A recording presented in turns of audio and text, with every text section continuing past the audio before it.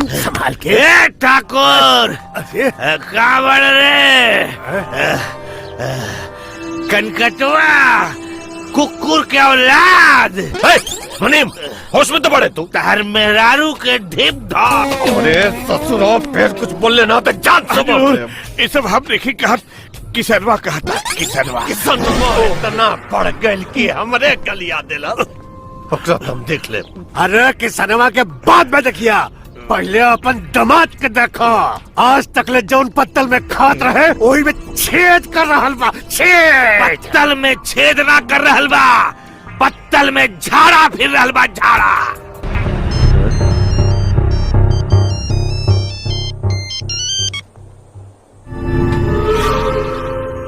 के बोला ताड़े? तो आर बाप।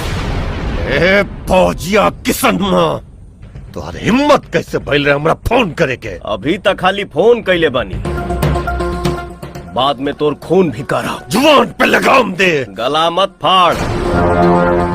और सुन, अपना जिंदगी के उल्टी गिनती गिनल शुरू कर। तू सुन ले, कल हमार ट्रैक्टर तोहार खेत पे चली। अगर तू एक माई के दूध पीले बाड़े ना तो हमरा रोक के दिखा दे। जे हमारा खेत में ट्रैक्टर चलाई, हम अपन खेत में ही ओकर चिता जला दे। ठीक बा, एक बार खाली हमरा सामने आके दिखा दे।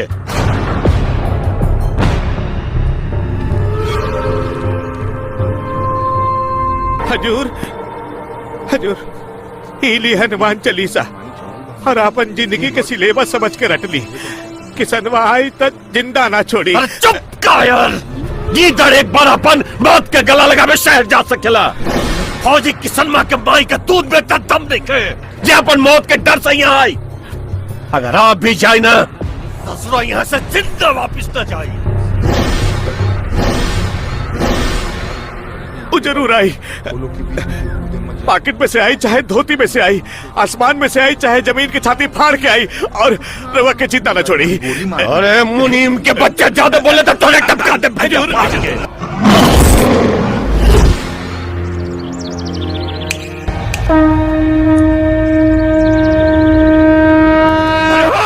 मौत के सामने देख के फाट के टाट लाग गई। अगर तोहनी के पैदाइश में फर्क नहीं थे ना, जब तक बजाई बाज के जइहा संगे तोरी बहन का। ओ, अरे देखल क्या बारे, मार के कर दे ससुरा के।